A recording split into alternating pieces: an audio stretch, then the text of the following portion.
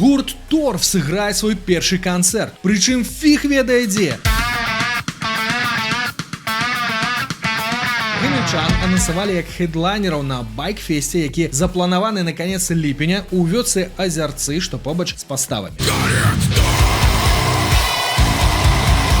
Як я памятаю, Торф яшчэ ні разу не выступалі на сцэне. Так, іх альбомы кліпы цёпла прынялі. Людзі носяць мерч і купляюць вінілы, але вось як гэта ўсё спяваецца і граецца ужывую, яшчэ ніхто не бачыў. І на мой погляд, дэбют такой банды павінен праходзіць у сталічным, буйным клубе.